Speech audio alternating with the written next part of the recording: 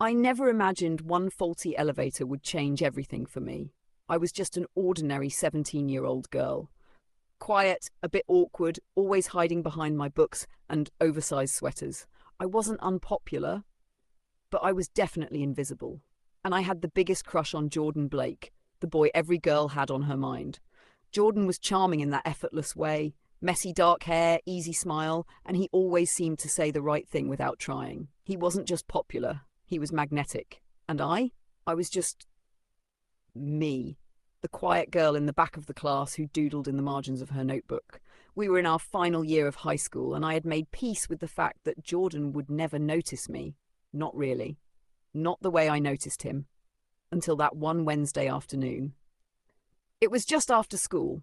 Most students had gone home, but I stayed behind to help Miss Turner organise some textbooks. I loved doing little things like that, staying late, keeping busy.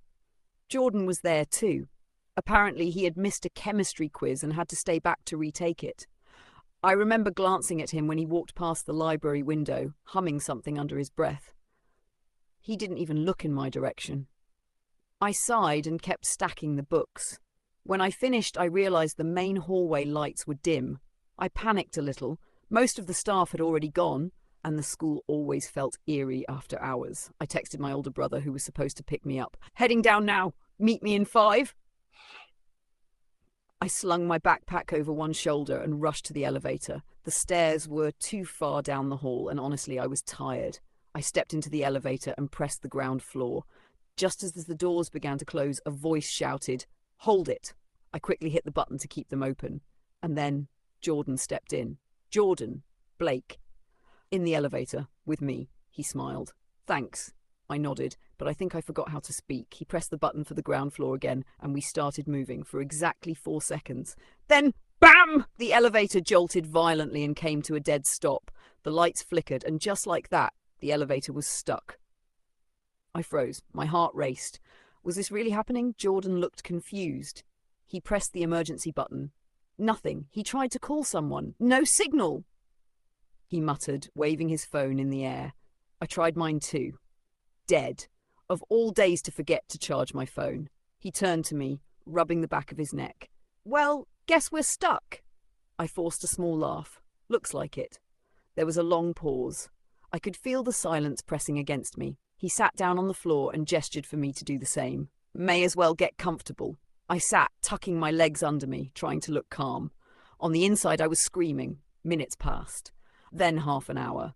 Jordan started talking about the quiz he just took, about his part-time job at the smoothie shop, about how he hated physics but loved astronomy.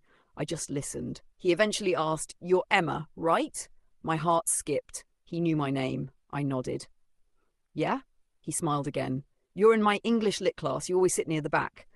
I felt my cheeks burn. He noticed me. For the next hour we talked, like really talked.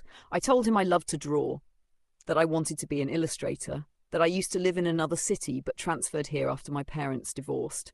He listened like he actually cared, and then he told me something I wasn't expecting. He said, "Honestly, I get nervous around people. Everyone thinks I'm super confident, but I'm just tired of pretending." I blinked. "You don't seem nervous." He gave a sad smile. "I've been playing a character for so long, sometimes I forget who I really am." We both went quiet after that. 2 hours in, we started to joke about being trapped forever. Jordan tore a granola bar in half and shared it with me. I made a dumb joke about becoming elevator besties. We laughed. Then he looked at me, like really looked at me, and he said, "You're easy to talk to." I swallowed hard. "So are you." He leaned his head against the wall. "This is probably the longest I've ever talked to someone without checking my phone." I smiled. "Same." Silence again. But this time, it wasn't uncomfortable. Around hour 3, the air was starting to get a little stuffy. Jordan took off his jacket and offered it to me. I shook my head. "You'll be cold," he shrugged. "I'll survive." I took it, and when my fingers brushed his, something electric passed between us. He looked down, then back up at me. "Can I tell you something kinda crazy?" I nodded slowly. "I always thought you were interesting. Like, quiet, but not in a bad way. Just mysterious." I blinked. "What?" He laughed nervously. "I'd see you sketching during breaks or reading stuff no one else was into.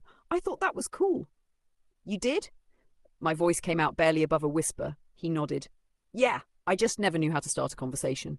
You just did, I said softly. We stared at each other for what felt like a lifetime. Then the lights came back on. The elevator lurched, then slowly started moving, and just like that, the moment was gone. When the doors opened, a janitor stood there looking confused. Jordan and I stepped out, both shielding our eyes from the light. My brother was waiting in the parking lot, pacing, panic. Jordan turned to me. Hey, do you maybe want to hang out sometime? Like, not in an elevator? I stared, then smiled. Yeah, I'd like that, he grinned. Cool, I'll text you?